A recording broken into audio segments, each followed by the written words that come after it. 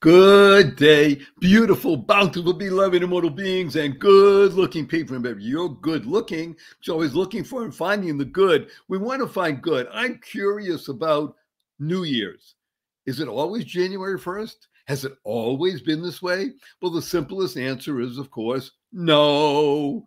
It's been this way for a long time, but long is a relative term, isn't it? So we're going to meet a few interesting personalities, and you're going to find out that the calendar, which you thought was set, wasn't always. And the power of one person to bring about change is quite amazing. We're going to start with Julius Caesar. Everybody's heard Julius Caesar. His interesting initials, by the way, JC, very fascinating. We can talk about that another time. But Julius Caesar was really in power around what we call the year 40 before the Common Era. So just over 2,000 plus years ago.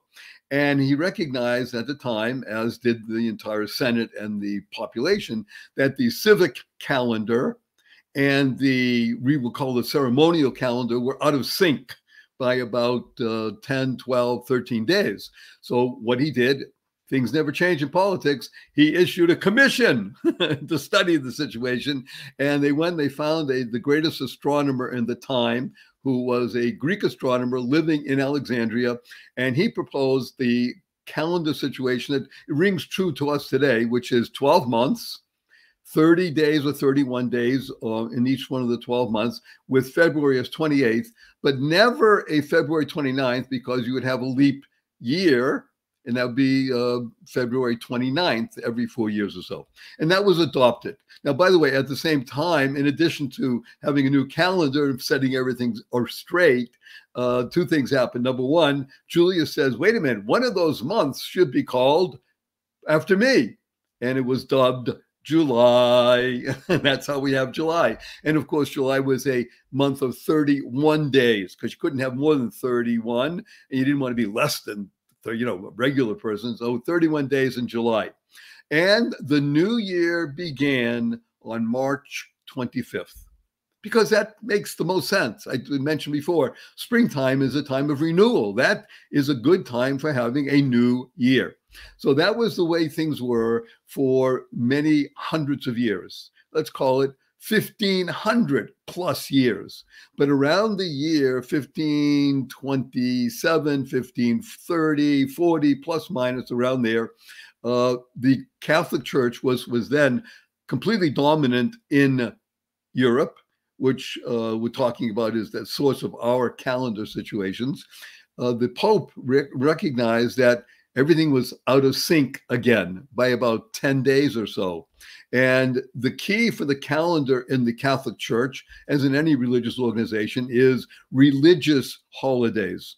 And everything in the Catholic Church revolved around Easter time, because that's really the time of renewal, rebirth, and the emergence of Jesus as the messianic being.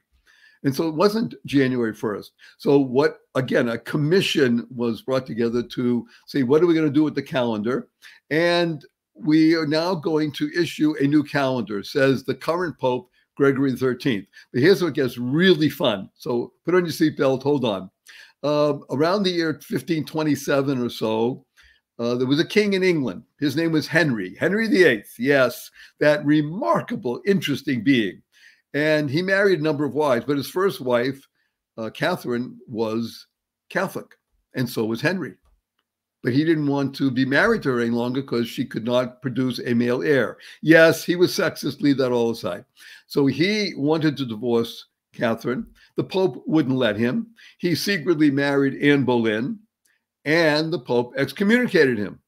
So he said, pshaw, I don't hold by you, Pope. And I now am the ruler of the Kingdom of England, and I'm in charge of the Church of England.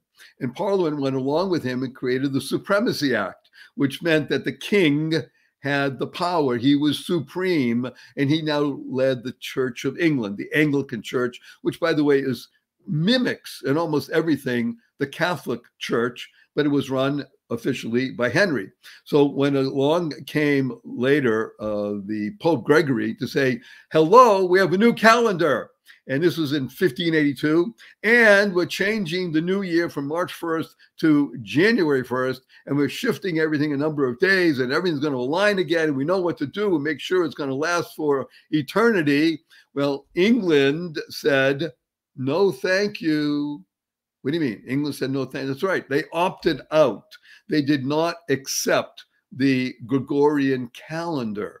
Now, this is going to pose an interesting dilemma, which we'll talk about in the next section, because over the next couple hundred years, things got out of sync again. Could you imagine sending a letter from London dated, let's say, December 29th of the particular year, call it 1700, and getting to Paris a few days later, but already by that time, Paris was 11 plus days ahead.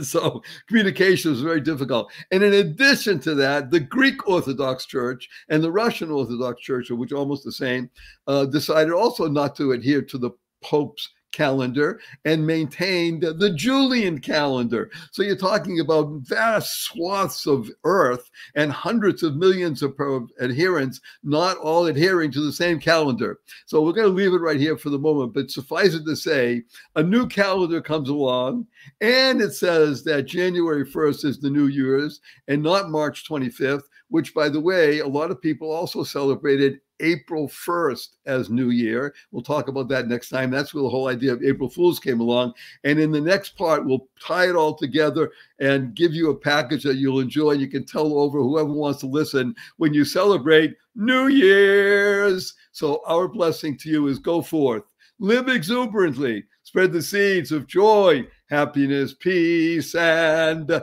love.